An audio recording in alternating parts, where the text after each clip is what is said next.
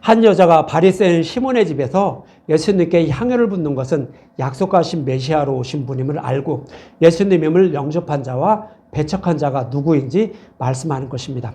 그래서 바리새인 시몬은 예수님에 대해 기록된 성경의 말씀대로 하나님을 섬기고 있지만 그 속에 숨겨져 있는 복음을 발견하지 못해 예수님을 배척하게 돼요. 그러나 한 여자는 율법 속에 숨겨진 복음을 발견하고 예수님이 자신의 죄를 대속해 주시려고 오신 약속하신 메시아임을 믿고 있는 거예요. 그래서 울면서 주님의 말에 향유를 붓고 머리털로 닦았던 것으로 복음을 알고 믿고 있는 그런 여자였던 것이에요. 그래서 이 한 여자와 바리새인 시몬 두 사람을 비교해서 어떤 사람이 복음을 믿고 있는지, 그리고 어떤 사람이 복음을 배척하고 하나님을 섬기고 있는지 두 부류에 대해서 이렇게 말씀을 하고 있었던 거예요. 그래서 예수님은 너의 믿음이 너를 구원했다고 말씀하는 것처럼 저와 여러분의 믿음이 어떠해야 하는지 잘 말씀해 주고 있죠. 저와 여러분도 예수님의 발에 향유를 부은 그런 여자와 같이 메시아 언약의 말씀대로 오신 예수님을 믿고 예수님을 찬양하는, 그리고 예수님을 영접하는 그런 분들이 돼야 우리는 구원받게 된다라고 이렇게 말씀하고 있는 것입니다. 이 말씀에 이어서 오늘 본문의 말씀은 씨 뿌리는 자의 비유를 통하여 복음을 전하지만 바리새인들처럼 복음을 받아들이지 않는 사람이 있고 또 여자처럼 복음을 받아들이는 사람이 있다라는 거예요. 그래서 복음을 받아들이지 않는 이유와 복음을 받아들일 이유가 무엇인지 이 씨 뿌리는 자의 비유를 통하여 말씀을 하고 있어요. 그래서 오늘은 성경의 말씀을 통하여서 우리의 마음밭이 어떤 마음밭을 가졌기 때문에 복음을 받아들이고 받아들이지 못하는지 이거에 대해서 오늘 말씀을 통하여 말씀을 드릴 것입니다. 여러분들 이 말씀을 기억하시고 오늘 본문 1에서 3절을 먼저 볼게요. 1에서 3절. 그 후에 예수께서 각 성과 마을에 두루 다니시며 하나님의 나라를 선포하시며 그 복음을 전하실 때 12제자가 함께하였고, 예수님이 이제 복음을 계속 전하고 있죠. 그러니까 제자들도 예수님을 따라다니면서 이렇게 복음을 전하는 모습을 그려주고 있어요. 그러면서 또한 악귀를 쫓아내심과 병 고침을 받은 어떤 여자들 곧 7귀신 나간 자 막달라 마리아니라 하는 마리아와 그러죠. 여기서 예수님이 복음을 전하니까 악귀와 귀신이 그 다음에 병 고침을 받았다라고 해요. 이 얘기는 뭐냐면 그동안에는 복음을 모르는 하나님 백성, 저와 여러분들 말하는 거예요. 그것을 여자로 표현하고 있는 거예요. 남자, 여자 성별로 얘기하는 거 아니에요. 여자는 하나님의 신부들, 예수님의 신부들을 말하는 거예요. 그래서 예수님이 오셔서 복음을 모르는 자들에게 복음을 전해준 거예요. 그 복음을 전해주니까 복음을 받아들였다는 거예요. 누가? 하나님의 백성이. 그러니까 복음을 받아들이는 모습을 악기를 쫓아내신가 병고침을 받았다라고 하는 거예요. 그런 사람을 여자라고 표현하죠. 그런 사람을 이제 예수님의 신부로 이렇게 표현을 하고 있는 거예요. 그래서 그런 사람들과 헤로데 청지기의 구사의 아내 요한나와 수산나와 여러 여자가 함께하여 자기들의 소유로 그들을 섬기더라 그러죠. 그래서 예수님이 전해주신 복음의 말씀을 듣고 이제 이 여자는 자기의 소유로 이웃을 섬겼다라고 그래요. 자기의 소유는 뭐예요? 여기서 여자는 어떤 일을 하는 사람들이죠? 여자는 예수님이 전해주신 복음의 말씀을 받아들인 자예요. 그동안에는 예수님 오시기 전에는 복음이 무엇인지 몰랐거든요. 근데 예수님 오셔서 복음을 전해주니까 복음을 받아들인 자예요. 이것이 이제 여자로 표현하는 거예요. 그럼 이 여자가 소유하고 있는 건 뭐예요? 복음의 말씀을 소유하고 있는 거예요. 하나님을 사랑하고 이웃을 사랑하는 그런 복음의 말씀을 소유하고 있는 자예요. 그래서 그걸 가지고 이웃을 섬겼다라는 거예요. 그러니까 이 여자들도 복음을 전하는 삶을 살아가게 되었다라고 이렇게 말씀을 하고 있는 거예요. 그것이 여자가 가지고 있는 소유로 이웃을 섬겼다라고 이렇게 말씀을 하고 있는 것입니다. 그래서 예수님이 성경에서 약속하신 메시아임을 알고 이웃들에게 자세히 설명해 주었다는 뜻으로 자신의 소유로 그들을 섬겼다라고 오늘 본문에서 그렇게 말씀을 하고 있는 거예요. 그래서 이 말씀에 이어서 씨 뿌리는 자의 비유를 말씀하고 있는데 오늘 본문 4절을 한번 볼게요. 4절에 보면 각 동네 사람들이 예수께로 나와 큰 무리를 이르니 예수께서 비유로 말씀하시되 그래요. 예수님 비유로 복음을 전하시는 이유를 말씀하고 있어요. 예수님이 말씀하시는데 딱 이거다 저거다라고 딱 이렇게 말씀 안 하시죠. 비유로 대부분이 말씀하셔요. 비유로 말씀하시고 그리고 제자들이 있을 때는 그때는 그래도 그 비유에서 좀 쉽게 이렇게 풀어서 설명해줘요. 이것이다라고 설명해주고 많은 무리가 있을 때는 그냥 비유로만 말씀하셔요. 그래서 이 비유로 말씀하시는 이유를 이렇게 설명하고 있는 거예요. 그래서 비유로 전하는 말씀을 듣고 깨닫는 자가 있고 깨닫지 못하는 자가 있다라는 그런 의미로 이렇게 비유로 말씀하고 있다라고 이렇게 말씀하고 있는 거예요. 그래서 예수님은 이 비유로 말씀하시는 이유가 무엇인지 오늘 본문 10절에 이렇게 말씀하고 있어요. 이르시되 하나님 나라의 비밀을 아는 것이 너에게는 허락되었으나 다른 사람에게는 비유로 하나니 이는 그들로 보아도 보지 못하고 들어도 깨닫지 못하게 하려 함이라 그러죠. 하나님 나라의 비밀은 진리의 말씀, 복음의 말씀을 말하는 거예요. 그래서 이 말씀을 듣는다고 해도 택하신 백성, 그러니까 하나님의 백성은 이 말씀이 무엇인지 알고 깨닫게 된다는 거예요. 그러나 택함을 받지 못한 사람은 이 말씀이 무엇인지 알지 못하고 그냥 그런가 보다 하고 멍하고 있다는 거예요. 그래서 택하신 하나님의 백성은요, 예수님이 전해주시는 비유로 말씀하시는 복음의 말씀을 듣고도 이것이 무엇인지 알고 깨닫게 된다는 거예요. 왜 어떻게 깨닫게 되죠? 성령 오셔서 그걸 깨닫게 만들어주시는 거예요. 근데 택함을 받지 못한 사람은 성령 오시지 않으니까 그냥 그대로 두는 거예요. 그러면 자신의 스스로의 소견으로 그 뜻이 무엇인지 해석해버려요. 그러니까 진리에서 벗어난 그런 말씀으로 알아듣게 되는 거예요. 우리도 그렇잖아요. 일반 세상 사람들이 이렇게 똑같은 말을 전해도요, 어떤 사람은 그 말이 어떤지를 정확히 알아듣고 어떤 사람은 다른 말씀을 알아들어요. 그렇잖아요. 우리가 전해도 여러 사람에게 전해도 똑같은 말을 똑같이 받아들이지 못해요. 그거와 똑같다는 거예요. 그래서 하나님의 백성은 그 뜻이 무엇인지 알고 깨닫게 되는데 성령의 오심으로 깨닫게 믿게 되고, 그렇지 않은 사람은, 택함을 받지 못한 사람은 그 뜻이 모르고 그냥 스스로의 소견에 하나님의 뜻이 이거다라고 이렇게 생각을 하고 있다는 거예요. 그래서 이 말씀은 어떤 의미가 있냐면 우리가 가지고 있는 성경의 말씀, 이것도 다 모형과 그림자로 설명을 하고 있어요. 예수님이 오셔서 십자가를 통하여 우리를 어떻게 구원해 줄 것인지 이것을 여러 가지 모형과 그림자로 이스라엘 역사를 통하여 기록하고 있는 것이 구약 성경의 말씀이에요. 성경의 말씀이 다 그렇게 기록이 되어 있어요. 그래서 예수님은 요한복음 5장 39절에 이렇게 말씀을 하고 있는 거예요. 유대인의 지도자 바리새인과 서기관들에게 이렇게 말씀을 하고 있는 거예요. 너희가 성경에서 영생을 얻는 줄 생각하고 성경을 연구하거니와 성경이 곧 내게 대하여 증언하는 것이라 그러죠. 그래서 수천 년 동안 서기관과 바리새인들은 그 성경의 말씀, 우리가 가지고 있는 구약 성경의 말씀 똑같아요. 그것을 가지고 하나님의 뜻이 무엇인지 연구를 했어요. 그런데 그렇게 수천 년 동안 연구하면서 하나님을 섬겼지만 하나님의 뜻인지 뭔지 모르고 살았다는 거예요. 그러니까 예수님이 그러시는 거예요. 너희들이 성경을 가지고 연구하는 거 이거 다 나에 대해서, 예수님에 대해서 기록하고 있었다고요. 예수님이 육신의 몸을 입고 오셔서 십자가에서 죽으시고 부활하셔서 그 복음으로 우리를 구원하실 것을 모형과 그림자로 말씀하고 있는 것이 구약 성경이라는 거예요. 근데 이스라엘 백성들은, 그들의 지도자들은 그 사실을 모르고 그냥 문자적으로만 하나님께 착하고 선하게 살면 구원받는 줄 알고 있었다는 거예요. 예수님은 그것이 아니라고 하는 거예요. 그래서 그렇게 된 이유가 뭐예요? 그들에게 하나님이 간섭해 주지 않은 거예요. 왜 간섭해 주지 않았냐면 구약에서 설명을 했어요. 다음 주에 설명드리면 여러분들이 이해하실 건데 하나님이 그들을 간섭하지 않는 거예요. 왜냐하면 이방인부터 구원하시려고.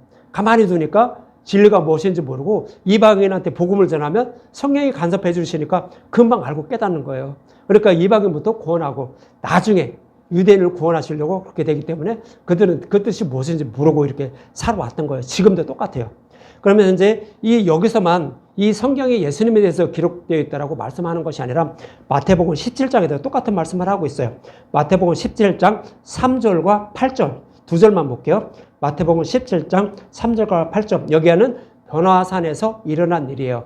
변화산에 제자를 이끌고 예수님이 오르셨어요. 오르셨는데 이런 일이 일어나요. 마태복음 17장 3절, 그때 모세와 엘리야가 예수와 더불어 말하는 것이 그들에게 보이거늘 그래요. 변화산에 제자를 이끌고 예수님 올라가셨어요. 근데 하늘에 있는 모세와 엘리야가 예수님께 나와가지고 예수님과 대화를 한다고 해요.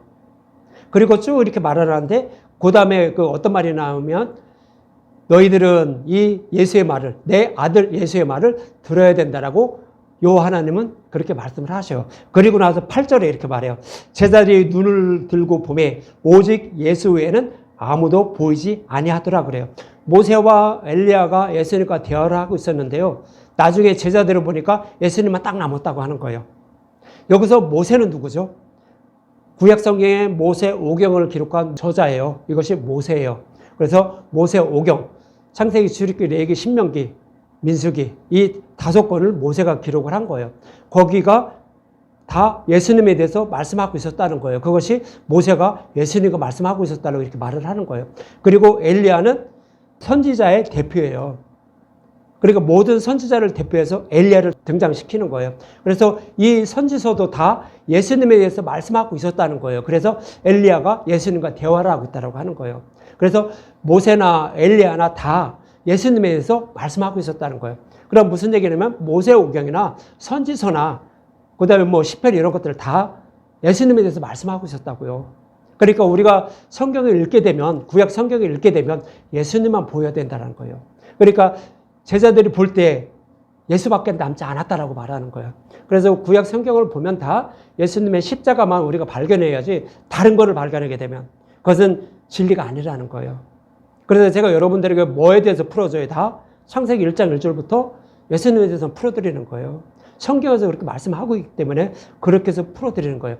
그래야만 여러분들이 성경에서 예수님을 발견하게 되고 여러분들은 구원받게 되는 거예요. 그래서 이렇게 성경은 그렇게 기록을 하고 있는 거예요. 그리고 또 여기만 그랬을까요? 사도 바울도 고린도후서 3장 15절과 16절에 이렇게 말씀하고 있었죠. 고린도후서 3장 15절과 16절 오늘까지 모세의 글을 읽을 때 수건이 그들을 마음을 덮었도다. 그러나 언제든지 주께로 돌아가면 그 수건이 벗겨지리라 그래요.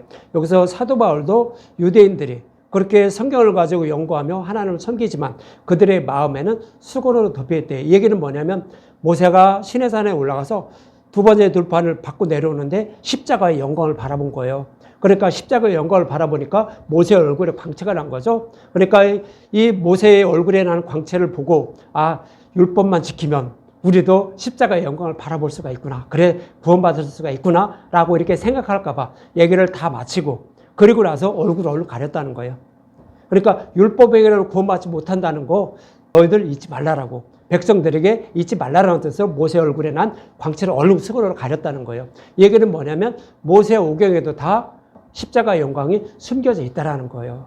그래서 그것을 찾아 먹어야만 우리는 구원받게 되는데 수건을 벗기라는 거예요. 모세가 광채를 바라보지 못하라고 수건을 덮었는데 자기 얼굴을 덮었는데 그것을 벗기라는 거예요. 벗기는 방법이 뭐다? 다 그리스도로 돌아가면 그러니까 십자가로 풀면 그것을 벗길 수가 있다는 거예요. 그래서 모든 성경을 십자가로 풀어 전하게 되면 여러분들은 그 말씀을 듣게 되면 십자가의 영광을 발견하게 되고 여러분들은 구원받게 된다라고 사도 바울도 고린도 후서에서 이렇게 말씀을 하고 있었던 거예요. 그럼 이렇게 신약에서만 이런 말씀을 하고 있었을까요? 구약에서는 없었을까요? 구약에서 똑같이 말씀하고 있어요. 구약 열왕기하 2장 19절에서 22절 한번 볼게요. 열왕기하 2장 19절에서 22절. 여기서는 이제 엘리사가 복음을 깨닫게 돼요. 승천하는 엘리야의 옷을 갖게 돼서 승천하는 엘리야의 옷은 예수님의 옷, 복음의 말씀을 말해요. 그래서 그것을 갖게 돼서 복음을 알고 깨닫게 된 거예요. 그리고 나서 이런 일이 벌어져요. 열왕기하 2장 19절부터 보면 그 성읍 사람들이 엘리사에게 말하되 우리 주인께서 보시는 바와 같이 이 성읍의 위치는 좋으나 물이 나쁨으로 토산이 익지 못하고 떨어지는 아이다 그러죠. 농사를 짓는데 그 땅이 참 좋은 것 같대요. 근데 이 물이 소금물이는지 어떤 물이는지 물이 나빠가지고요. 이 열매가 어느 정도 익다가 그냥 떨어져 버린대요. 그래서 수확을 못 한다는 거예요. 이 얘기는 뭐예요? 이 얘기는 뭐냐면 율법의 말씀은 참 좋다는 거예요. 그래서 율법을 다 지켜서 구원받으려고 힘쓰고 애쓰는데 구원받지 못한다는 거예요. 그 얘기가 토사는 좋은데 물이 나빠서 익지 않고 다 떨어진다라고 열매가 다 떨어진다라고 이렇게 얘기하는 거예요. 그러니까 이 말을 듣고 엘리사는 그것을 고쳐줘요. 어떻게 고쳐줬냐면 소금을 가져오라고 이어지는 20절에 말이에요. 20절에 보면 엘리사가 이르되 새 그릇에 소금을 담아 4개로 가져오라 하며 곧 가져온지라 그러죠. 여러분들 소금 어때요? 성분이 변하나요? 소금 변하지 않아요. 영원히 변하지 않아요. 그래서 소금은 영원히 변하지 않는 메시아 언약을 말해요. 아브라함에게 맹세하신 그 메시아 언약을 말해요. 그래서 소금은 메시아 언약을 말해요. 그래서 이스라엘 백성들이 율법의 행위로 구원을 받으려고 율법을 열심히 지키면서 이렇게 하나님을 섬기고 있었는데 결국 열매를 맺지 못해요. 구원받지 못했는데 소금을 가져오라고 한 거예요. 그래서 소금은 메시아 언약이에요. 그것을 가져와서 어떻게 하냐면 이어지는 21절과 22절에 이렇게 말해요. 엘리사가 물 근원으로 나가서 소금을 그 가운데에 던지며 이르되 여호와의 말씀이 내가 이 물을 고쳤으니 이로부터 다시 죽음이나 열매 맺지 못함이 없을지라 하셨느니라 하니 그 물이 엘리사가 한 말과 같이 고쳐져서 오늘에 이르렀다라 그러죠. 물 때문에 물이 나빠서 열매 맺지를 못했는데 그 물에 소금을 던졌어요. 소금을 던지니까 바닷물이 됐나요? 바닷물을 갖다가 저기에 뿌리면은, 물을 주면은, 농사짓는데 뿌리면은 열매를 많이 맺나요? 오히려 죽는데. 왜 소금을 뿌리라고 했을까요? 이것은 메시아 언약을 말씀한다고 말씀드렸죠. 그리고 토질은 좋은데 이 물이 나쁘다고 했죠. 이 토질은 뭐냐면 성경의 말씀을 말해요. 성경의 말씀인데 율법의 말씀이에요. 성경은 다 율법으로 기록이 되어 있어요. 우리가 가지고 있는 성경은 다 율법으로 기록되어 있다고요. 하라 하지 말라. 이렇게 하면 너희들 구원받고 이렇게 안 하면 너희들 구원받지 못해. 죽임을 당이라고 이렇게 기록이 되어 있어요. 근데 이렇게 기록된 성경에 소금을 던지라는 거예요. 그 근원에 소금을 던지라는 거예요. 무슨 얘기냐면 다 이것을 십자가로 풀란 얘기예요.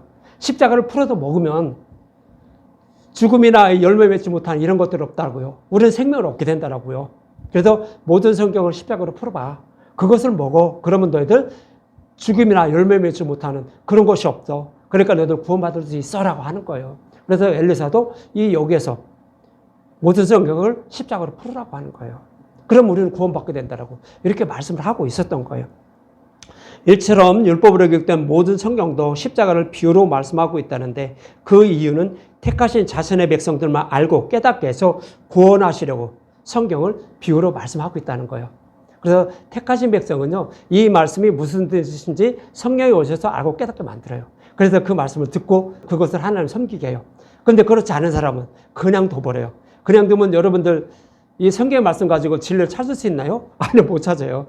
유대인들처럼 착하고 선하게 살아서 율법만 잘 지키면 이웃에게 선한 행위만 하면 구원받는 줄 알고 있다고요. 그런데 그렇지 않다라고 이렇게 말씀을 하고 있는 거예요. 이런 의미에서 이어지는 오늘 본문 5절과 7절에 예수님은 이렇게 말씀을 하고 있는 거예요. 오늘 본문 5절과 7절. 씨를 뿌리는 자가 그 씨를 뿌리러 나가서 뿌릴새 더러는 길가에 떨어짐에 밟히며 공중에 새들이 먹어버렸고 더러는 바위에 떨어짐에 싹이 났다가 습기가 없으므로 말랐고 더러는 가시떨기 속에 떨어짐에 가시가 함께 자라서 기온을 막았고 그러죠. 우리가 농사를 짓기 위해서 씨를 뿌려요. 씨를 뿌리는데 길가에 좋은 토지가 아니라 길가에 뿌려보면 어떻게 되겠어요? 물기도 하나도 없겠죠. 돌도 많고 여러 가지 있어서 그리고 새들이 와서 다 주워 먹겠죠. 그러면 그 씨가 자라서 열매를 맺을 수 있나요? 그렇지 않다는 거예요. 이 모습과 똑같은 것이 뭐냐면 예수님이 백성들에게 복음의 씨앗을 뿌리고 있는 거예요. 근데 그들이 예수님을 영접하지 않는다는 거예요. 복음의 말씀을 전했는데도 예수님을 영접하지 못하는 이유를 설명하고 있는 거예요. 그 씨앗을 길가에 뿌린 거랑 똑같다는 거예요. 그들은 아무리 들어도 이 복음의 말씀을 듣고 깨달아 믿지 못해 예수를 영접하지 못하고 있다는 거예요. 그러면서 이어지는 6절에 보면 더러는 바위 위에 떨어지며 싹이 났다가 습기가 없어서 말랐고 그렇죠? 그 씨앗이 돌 위에 바위 위에 떨어지면 이것이 싹이 날까요? 싹이 안 나요. 날 수가 없어요. 그거와 똑같다는 거예요. 예수님이 복음의 말씀을 아무리 전해도 그들이 받아들이지 못하는 이유가 이거와 똑같다는 거예요. 그러면서 7절에도 똑같이 얘기해요. 더러는 가시떨기 속에 떨어지며 가시가 함께 자라도 기운을 막았고 그렇죠. 나무가 아주 울창한데 그 밑에 씨를 뿌리면 햇빛이 들어가지 않아요. 근데 거기에서 어떻게 씨앗이 자랄까요? 자라지 않아요. 그거와 똑같다는 거예요. 그래서 예수님이 복음의 말씀을 전하는데도 복음의 말씀을 받아들이지 못하는 이유 여러 가지를 설명하고 있는데 이렇게 말씀을 하고 있는 거예요. 그래서 이 말씀은 어떤 의미로 이렇게 말씀하냐 하면 사도 바울이 고린도 후서 4장 3절과 4절에서 이렇게 잘 설명을 하고 있어요. 아무리 예수님이 복음의 씨앗을 뿌려도요 그들이 받아들이지 못하는 이유가 이거라는 거예요. 사도 바울은 그래서 고린도후서 4장 3절과 4절에 이렇게 말하는 거예요. 만일 우리의 복음이 가려졌으면 망하는 자들에게 가려진 것이라. 사도 바울과 제자들이 사람들에게 복음의 말씀을 전하고 있어요. 그런데 그것을 받아들이지 못하고 있다는 거예요. 근데 받아들이지 못하는 이유가 바로 이거라는 거예요. 이것이 무엇인지 4절에 그 중에 이 세상의 신이 믿지 않은 자들의 마음을 혼미하게 하여 그리스도의 영광의 복음의 광채가 비치지 못하게 하미니 그리스도는 하나님의 형상이라 그러죠. 그래서 사도 바울과 제자들이 복음의 씨앗을 예수님처럼 계속 뿌리고 있는데 그들이 예수님을 용접하지 못하는 이유, 복음을 받아들이지 못하는 이유가 바로 이 세상의 신이 그들의 마음을 혼미하게 한다는 거예요. 이 세상의 신은 뭐예요? 우리는 다 아담과 하와가 타락함으로 말미암아 사탄이 저와 여러분들의 마음을 자리 잡고 있어요. 저와 여러분들의 마음을 꼭 붙잡고 있다고요. 그래서 우리는 어떤 마음이 들어요? 이 세상의 삶을 위한, 그리고 내가 최고가 되기 위한 그런 삶을 위해서 그런 생각으로 이 세상을 살아가요. 그런데 그런 사람들에게 복음의 말씀을 전하면 그것을 받아들이려고는 하는데 어떻게 받아들이냐면 그래도 하나님께 착하고 선하게 살아야지 이렇게 생각을 한다는 거예요. 그래서 그 똑같은 복음의 말씀을 전해도요, 받아들이는 사람이 내가 복음의 말씀을 내 생각대로 스스로의 소견으로 해석해서 그렇게 받아들인다는 거예요. 이것이 뭐냐면 내 마음속에 와 있는 사탄이 그렇게 시킨다는 거예요. 그래서 그 사탄이 복음의 씨앗을 진리의 말씀을 받아들이지 못하도록 방해하기 때문에 그 복음을 받아들이지 못하고 배척하고 있음을 사도 바울은 그렇게 말씀을 하고 있는 거예요. 그럼 왜 이렇게 되었는지 창세기 3장에서도 정확히 말씀하고 있어요. 모든 인류가 다 왜 복음의 씨앗을, 복음의 말씀을 전해주어도 받아들이지 못하고 믿음의 열매를 맺지 못하는지 창세기 3장부터도 말씀을 하고 있었어요. 그래서 창세기 3장 17절부터 19절 한번 볼게요. 17절부터 보면 아담에게 이르시되 내가 내 아내의 말을 듣고 내가 내게 먹지 말라 한 나무의 열매를 먹었은즉 땅은 너로 말미암아 저주를 받고 너는 내 평생에 수고하여야 그 소산을 먹으리라 그래요. 아담과 하와에게 선악과를 먹으면 반드시 죽는다고 했어요. 그런데 뱀이 유혹했어요. 뱀이 유혹하니까 어떻게 해요? 이 아담과 하와가 뱀의 유혹에 넘어갔어요. 그래서 선악과를 먹었어요. 선악과를 먹으니까 이제 우리의 마음밭은, 여기서 땅이 너로 말미암아 저주를 받았다고 하죠. 땅은 우리 마음밭을 말해요. 우리 마음밭. 우리 마음밭이 저주를 받았다는 거예요. 그래서 평생 수고하여야 그 소산을 먹는데요. 평생 수고해야 그 소산을 먹는다는 것은 진리의 말씀을 먹지 못하고 유대인들처럼 율법으로만 하나님을 섬기게 된다는 거예요. 그래서 진리의 말씀은 절대 못 먹는다는 거예요. 왜요? 우리 마음속에 사탄이 자리 잡고 있기 때문에 뱀이 와 있다는 거예요. 영적인 걸 말하는 거예요. 실제적인 게 아니라 영적인 것. 우리 마음에 영을 사로잡고 있는 것이 사탄이라는 거예요. 그래서 아무리 우리가 진리의 말씀을 먹으려고 평생 수고해도 그냥 율법만 먹고 만다는 거예요. 내 생각으로만, 사탄의 생각으로만 하나님을 섬긴다고 이렇게 말씀을 하고 있는 거예요. 그 이유를 이어지는 18절과 19절에 이렇게 말해요. 땅이 내게 가시덤불과 엉겅퀴를 낼 것이라. 내가 먹을 것은 밭의 채소인즉. 땅은 우리 마음밭을 말해요. 우리 마음밭이 타락했기 때문에 사탄의 자리 잡고 있기 때문에 우리 마음밭에는 가시덤불과 엉겅퀴가 나와요. 그 마음밭에 씨를 뿌리면 그 씨앗이 자랄까요? 자라나지 못한다고 오늘 본문에 예수님은 설명하고 있죠. 그거와 똑같다는 거예요. 그래서 내가 먹을 것은 밭의 채소라는 거예요. 이 채소가 뭐죠? 채소는 어린아이들을 먹는 거예요. 어린아이들. 믿음이 장성한 사람들이 먹는 것이 아니라 어린아이들. 그러니까 이 채소는 씨가 빠진 것으로 율법을 말해요.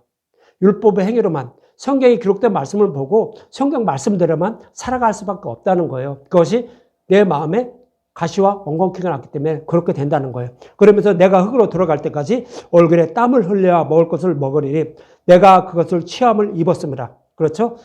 인류의 조상 아담과 하와가 선악과를 먹게 되니까 우리는 우리 마음밭이 사탄이 자리 잡고 있기 때문에 가시와 엉겅퀴가 났기 때문에 우리는 복음의 씨앗을 우리 마음에 뿌려도 복음의 말씀을 들어도 그 진리가 무엇인지 알지 못해서 그냥 율법의 행위로만 착하고 선하게 살으면 구원받겠지 이렇게 생각하면서 하나님을 섬기게 된다는 거예요. 유대인들과 똑같아요.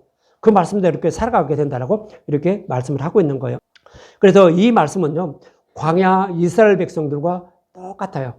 광야 이스라엘 백성들도요, 애굽에 살아갈 때 유월절 양의 죽음을 통하여 출애굽하게 돼요. 그리고 광야 생활을 40년 동안 모세에 속해서 생활을 해요. 그때 이제 40년 동안 어떻게 생활하냐 하면 시내산에서 율법을 받고요. 죄를 보면 그 죄에 합당한 제물을 성막에 드리면서 번제대를 드리면서 40년 동안 생활을 했어요. 그랬는데 그때까지도 40년 동안 생활을 했는데도 모세에 속하였기 때문에 그때까지도 이들은 믿음의 열매를 맺지 못했다는 거예요. 그래서 모세는 믿음의 열매를 맺지 못한 이유를 신명기 29장 2절과 4절에 이렇게 말씀을 하고 있어요. 40년 동안 하나님을 섬긴 거예요. 청막을 통하여서 제사를 드리면서 하나님 하면서 모세를 통하여서 하나님의 뜻이 무엇인지 계속 가르침을 받으면서 하나님을 섬겼는데 그들은 믿음에 이르지 못했다는 거예요.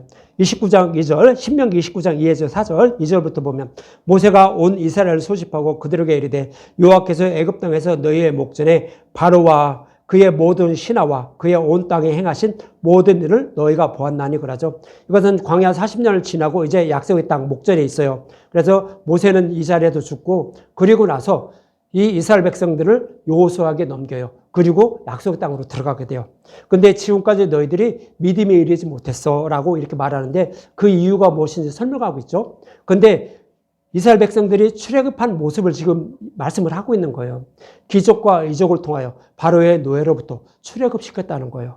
출애굽시키고 그리고 곧 큰 시험과 이적과 큰 기사를 내 눈으로 보았느니라. 그렇죠? 여호와 하나님을 통하여서 홍해를 가르고 또 대적들을 물리치고 그 다음에 항상 만나를 정한 시간에 내려주면서 하나님이 어떤 분인지 알고 깨닫게 해주셨던 거예요. 그렇게 했는데도 믿음에 이르지 못했다고 이어지는 4절에 그래요. 그러나 깨닫는 마음과 보는 눈과 듣는 귀는 오늘 여호와께서 너에게 주지 아니하셨느니라 그러는 거예요. 깨닫는 마음과 보는 눈과 듣는 귀는 뭐예요? 복음의 말씀. 그러니까 기적과 이적을 딱 보면 이 뜻이 무엇인지 아는 거예요. 그러니까 우리가 운전을 할 때 도로에 이정표가 나오죠. 그리고 어느 방향으로 가면 어느 지역, 어느 방향으로 가면 어느 지역을 갈 수 있다라고 지적을 해놔요. 지적을 해놨는데도 그것을 보고 어떤 사람은 가는데요. 저도 길치예요. 그래서 그거 옛날에 갔는데 지금 못 가겠더라고요. 그냥 내비게이션만 보고 따라가요. 가라는 대로. 근데 전에는 갔는데 지금 못 가겠어요. 왜요? 내비게이션이 너무 잘 나와가지고 길치가 되는 것 같아요. 근데 이렇게 성경에도 이 기적과 이적을 행하면 이것이 무엇인지 정확히 방향을 지시하고 있다는 거예요. 그런데 이스라엘 백성들이 그게 지시하는 방향을 보고도 기적만 보고 그것을 보지 못하고 그냥 기적과 이적을 일어난 그것만 보고 있었다는 거예요. 그래서 보고 말지 못하고 있었다라고. 근데 그 이유가 뭐다? 하나님이 깨닫는 마음과 보는 눈과 듣는 귀를 주지 않았다는 거예요. 그러니까 복음의 말씀이 무엇인지 보는 눈과 듣는 귀와 깨닫는 마음을 주지 않아서, 다시 말씀드리면 성령을 보내주지 않아서 우리는 구원받지 못하고 있다라고, 너희들은 구원받지 못하고 있다라고 이렇게 말하는 거예요. 그래서 모세도 모세 오경을 기록한 그 말씀을 통하여서 여호와 하나님이 우리에게 복음의 말씀을 깨닫는 마음과 보는 눈과 듣는 귀를 주셔야만 우리는 마음의 할례를 받게 돼서 우리도 구원받게 된다라고 이스라엘 백성들에게도 그렇게 한 거예요. 그래서 신명기 29장에는 이런 말씀이 있고요. 신명기 3장에 가면 할례를 베풀어 준다고 해요. 그래서 너희들도 구원하고 지금 여기에 있지 아니한 그 이방인들도 구원할 것이라고 이렇게 말씀을 하고 있어요. 그래서 우리는 어떻게 해야 우리는 구원을 받아요? 성령이 오셔서, 그러니까 하나님이 우리의 마음을 간섭해 주셔야 돼요. 그래야만 우리가 구원받게 된다라고 이렇게 말씀을 하고 있는 거예요. 그래서 이렇게 해서 우리를 구원해 주신다라고 창세기 3장 20절과 21절에 이렇게 말하고 있는 거예요. 창세기 3장 20절과 21절, 아담이 그의 아내의 이름을 하와라 불렀으니 그의 모든 산자의 어머니가 되밀어라. 여호와 하나님이 아담과 그의 아내를 위하여 가죽옷을 지어 입히리라 그러죠. 여호와께서 우리의 마음을 간섭해 주지 않으면 우리는 믿음의 열매를 맺지 못해요. 왜? 가시와 엉겅퀴가 우리 마음밭에 났기 때문에. 그런데 여자의 후손으로 메시아를 보낸다는 거죠. 그런 의미에서 아담의 아내의 이름을 하와라 불렀다면서 그를 산자의 어머니라고 했다는 거죠. 하와의 후손을 통하여 약속하신 메시아를 보낸다는 거예요. 그래서 메시아를 보내서 십자가에도 죽으시고 뭐라요? 복음을 밝히 드러내고요. 그리고 성령을 보내주셔서 우리의 마음밭을 좋은 마음밭으로 만들어주셔서 복음을 깨달아 믿게 해서 우리를 구원해 주신다고요. 그 말씀이 뭐냐면 21절에 여호와 하나님이 아담과 그의 아내를 위하여 가죽옷을 지어 입히신다는 거예요. 가죽옷은 예수님이 입고 계신 의의 옷, 복음의 말씀을 말하는 거예요. 복음의 말씀을 여호와 하나님이 깨달아 믿게 해서 우리를 구원해 주신다고요. 가시와 엉겅퀴가 자라서 복음의 씨앗을 아무리 뿌려도 우리는 믿음에 이르지 못해 구원받지 못했는데 성령을 보내주셔서 그 복음의 말씀을 깨달아 믿게 해서 구원해 주신다라고 이렇게 말씀해 주고 있던 거예요. 창세기 3장에서도 이런 의미로 말씀해 주셨던 거예요. 우리가 어떻게 구원받게 되는지 이렇게 말씀해 주셨던 거예요. 그래서 이렇게 약속의 말씀대로 예수님 죽으시고 부활하여 성령 오셔서 우리 마음밭을 좋은 마음밭으로 만들어주게 되면 어떻게 되는지 오늘 보면 8절에 그러죠. 더러는 좋은 땅에 떨어짐에 나서 100배의 결실을 하였느니라. 이 말씀을 하시고 외치되 들을 귀 있는 자들은 들을지어다 그러죠. 그렇죠? 성령에서 100배의 열매를 맺을 수 있도록 우리의 마음밭을 아주 좋은 밭으로 만들어준다는 거예요. 이것을 제가 제 의미로 이렇게 여러분들에게 말씀을 드리는 걸까요? 아니면 성경에 기록이 되어 있어요. 그래서 에스겔서 34장 29절을 한번 볼게요. 에스겔서 34장 29절. 에스겔서는 저게요. 이스라엘 백성들이 율법으로만 하나님 섬기고 복음으로 돌아오지 않자 결국 바벨론 포로에 끌려가요. 그래서 바벨론 포로에 끌려간 에스겔 선지자도 이 에스겔서를 기록을 하고 있었던 거예요. 근데 에스겔서 34장 29절에 이렇게 말하고 있는 거예요. 내가 그들을 위하여 파종할 좋은 땅을 일으키리니. 파종할 좋은 땅은 뭐예요? 아담과 하의 후손들은 다 뱀의 유혹에 넘어가서 가시와 옹호기가 이 마음밭에 나왔어요. 근데 이 마음밭을 개간해 준다는 거예요. 그래서 파종할 좋은 땅으로 만들어 준다는 거예요. 그래서 우리를 구원해 주신다는 거예요. 그래서 파종할 좋은 땅으로 일으키리니 그들이 다시는 그 땅에서 기근으로 멸망하지 아니할 것이며. 기근이 뭐예요, 여러분들? 비가 내리지 않는 거죠. 근데 성경에서 기근이란 것은 진리 말씀을 모르는 것을 기근이라고 그래요. 그래서 이스라엘 백성들은 그동안에 이 마음밭이 가시와 옹공기가 자라서 진리가 무엇인지 모르고 살았어요. 그러니까 결국에는 바벨론 포로에 끌려갔다고요. 근데 이제는 그렇지 않게 한다는 거예요. 어떻게 해요? 이 가시와 옹공기라는 밭을 좋은 밭으로 만들어준다는 거예요. 그래서 기근이 없게 만든다고 하는 거예요. 그러면서 다시는 여러 나라의 수치를 받지 아니한다고요. 여러 나라의 수치를 받은 건 뭐예요? 하나님의 백성인데 포로에 끌려간 거예요. 그러니까 수치를 당했던 거예요. 그러나 이제는 안 한다는 거예요. 어떻게 해요? 좋은 마음밭으로 만들어주셔서 복의 말씀을 깨달아 믿게 한다는 거예요. 그래서 우리를 구원해 주신다고요. 그래서 이제 기근이 없고 이웃나라에 수치를 당하지 않게 한다는 거예요. 그러면서 한 군데도 보죠. 에스겔서 36장. 그럼 어떻게 이렇게 좋은 밭을 만들어 주셔서 구원해 주시는지 에스겔서 36장 25절과 28절에 이렇게 말씀하고 있어요. 에스겔서 36장 25절. 맑은 물을 너에게 뿌려서. 맑은 물은 뭐예요? 그래, 아주 좋은 물을 뿌리는 건가요? 맑은 물은 예수님 십자가에서 율법을 복음으로 바꿔준 거예요. 복음을 말하는 거예요.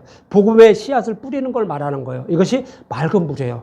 예수님 오셔서 복음의 말씀을 전해주고 있죠. 이것이 맑은 물인 거예요. 이 맑은 물을 뿌린다고요. 맑은 물을 뿌려서 너희를 정결하게 하되 곧 너희 모든 더러운 것에서 모든 우상숭배에서 너희를 정결하게 할 것이며, 이 복음의 말씀을 전해서 복음의 말씀을 받아들이면 우리는 더러운 그 우상을 섬기고 있었는데 맑은 깨끗한 사람이 된다고요. 그래서 그걸 받아들이게 만든다는 거예요. 어떻게 받아들이게 만드냐면 26절에 또 새 영을 너에게 속에 두고 새 마음을 너에게 주되 그러죠. 새 영은 성령을 보내주신다는 거예요. 그리고 새 마음은 뭐예요? 우리는 성령 오시기 전에는 가시와 엉겅퀴가 있는 그런 마음밭이에요. 그런데 성령이 오셔서 그걸 다 제거해 주는 거예요. 그래서 좋은 마음밭, 새로운 마음밭으로 만들어준다는 거예요. 그러면서 너희 육신에서 굳은 마음을 제거하고 부드러운 마음을 줄 것이며 그러죠. 굳은 마음은 뭐예요? 가시가 엉겅퀴, 그 길가밭 같은 그런 마음밭이에요. 씨를 아무리 뿌려도 받아들이지 못하는 마음, 그것을 부드러운 마음밭으로 만들어준다는 거예요. 부드러운 마음밭은 씨를 뿌리면 바로 자라서 열매를 맺을 수 있도록 하는 그런 마음밭으로 만들어준다는 거예요. 그런데 27절에 또 새 영을 너희 속에 두어 성령을 보내주셔서 너희로 내 율례를 행하게 하리니 너희가 내 규례를 지켜 행할지라. 율례와 규례는 뭐예요? 진리가 무엇인지 알고 그 진리의 말씀으로 그 말씀으로만 하나님을 섬기게 된다는 거예요. 이것이 율례와 규례를 행하는 거예요. 율법을 다 지키는 것이 율례와 규례를 행하는 것이 아니라 우리는 복의 말씀을 듣고 믿음으로 우리는 율례와 규례를 다 지키는 자가 되는 거예요. 그래서 그렇게 살아가게 만든다는 거예요. 그렇게 되면 28절에 내가 너희 조상들에게 준 땅에서 너희가 거주하면서 내 백성이 되고 나는 너희 하나님이 되리라 그러는 거예요. 성령을 보내주셔서 복음을 깨달아 믿게 해서 우리를 하나님의 백성으로 삼아주신다고요. 그래서 우리를 구원해 주신다고요. 그런데 이스라엘 백성들에게는 그동안 성령을 보내주지 않아서요. 복음이 무엇인지 알지 못하고 율법의 행위로만 아주 열심히 땀 흘려서 하나님을 섬겼던 거예요. 그러나 복음을 알지 못해서 결국 바벨론 포로에 끌려갔지만 이제는 그렇지 않게 한다는 거예요. 예수님을 보내주셔서 십자가에서 율법을 복음으로 바꿔주시고 그 복음을 전해주시고 스스로를 깨닫지 못하니까 성령을 보내주셔서 깨닫는 마음을 주는 거예요. 가시와 엉겅퀴 난 마음을 다 제거해 주시고 좋은 마음밭으로 만들어주셔서 복음의 말씀을 받아들일 수 있는 그런 사람으로 만들어준다는 거예요. 그래서 우리를 하나님의 백성으로 삼아주신다고 성경은 그렇게 말씀하고 있는 거예요. 그래서 예수님이 오셔서 복음의 말씀을 아무리 전해도 받아들이지 못하는 이유가 바로 그거라는 거예요. 성령 오시지 않았기 때문에 우리는 사탄이 우리 마음을 사로잡고 있기 때문에 복음의 말씀을 전해도 진리가 무엇인지 모르고 스스로의 소고를 이게 옳구나라고 그냥 엉뚱한 길로 빠져간다는 거예요. 아무리 진리의 말씀을 전해도. 그러나 성령이 오셔서 그것을 다 이루어 주신다라고 말씀을 하고 있었던 거예요. 그래서 사도 바울도요, 고린도 교회에게 복음을 전했어요. 복음을 전했는데 이 고린도 교회가 이제 엉뚱하게 생각하고 있는 거예요. 사도 바울과 아볼로가 복음의 말씀을 잘 전해줬는데 그 전하는 사람의 입에서 나오는 그 진리의 말씀은 그것으로 하나님 섬기지 않고 그냥 겉으로 보이는 그런 모습으로만 나는 사울이 좋고 나는 아볼로가 좋다고 하면서 파가 갈려진 거예요. 그러니까 사도 바울이 그러는 거예요. 너희들은 지금 파가 이렇게 갈려져 있는데 그러지 말라는 거예요. 오직 복음의 말씀만 듣고 있으면 성령이 오셔서 우리를 믿음에 이르게 구원해 주시는 거지 어떤 사람 말을 듣는다고 해서 구원받는 게 아니라는 거예요. 그래서 고린도전서 3장 5절과 7절에 보면 그런즉 아볼로는 무엇이며 바울은 무엇이냐 그들은 주께서 각각 주신 대로 너에게 하여금 믿게 한 사역자들이라. 나는 심었고 아볼로는 물을 주었으되 오직 하나님께서 자라나게 하셨나니 그러죠. 우리의 믿음은 하나님께서 자라게 하셔야만 잘해요. 그렇지 않으면 잘하지 못해요. 사도 바울도 그것을 알고 이렇게 설명을 해주고 있는 거예요. 그러면서 7절에 그런즉 심는 이나 물주는 이는 아무것도 아니라고요. 여기서 제가 이렇게 여러분들에게 복음의 말씀 전해주는 거 아무것도 아니에요. 성령이 여러분들에게 오셔서 믿음을 자라게 하셔야만 여러분들은 믿음에 이르게 돼서 구원받는다라고요. 그래서 말씀을 전하는 사람들을 평가하지 말고 그냥 그 말씀 속에서 성경이 어떤 말씀을 하고 있는지 그것을 정확히 알려는 마음으로만 여러분들은 예배를 드리고 또 성경의 말씀, 복음의 말씀을 들어야 하는 거예요. 그래야만 성령이 오셔서 여러분들의 마음밭을 좋은 마음밭으로 만들어져서 믿음에 의해서 구원해 줄 수 있다라고 이렇게 사도 바울도 말씀을 하고 있는 거예요. 이러한 사도 바울의 말처럼 우리의 마음밭은 가시와 엉겅퀴가 자라서 복음이라는 씨앗을 뿌려도 믿음의 열매를 맺지 못한다는 것으로 예수님을 배척하고 만다는 것입니다. 그래서 하나님은 우리의 마음밭을 좋은 밭으로 만들어 주셔야만 들은 복음의 말씀을 믿게 되어 예수를 영접하고 구원받게 된다라고 성경은 그렇게 말씀하고 있는 것입니다. 이 말씀과 같이 예수님은 복음을 배척하는 이유와 또 배척하지 않고 받아들이는 이유를 오늘 본문에서 그리고 다음 주에도 이렇게 말씀을 하고 있는 것입니다. 여러분들, 저와 여러분도 이 말씀을 잊지 마시고 예수님에 대해 기록된 모든 성경을 십자가로 자세히 풀어주는 말씀만 듣고 먹으며 성령이 오셔서 저 마음밭으로 만들어 주셔서 믿음의 열매를 맺게 해주어 구원해 주시길 늘 간구하시면서 그날을 소망하며 살아가는 저와 여러분이 되셨으면 합니다.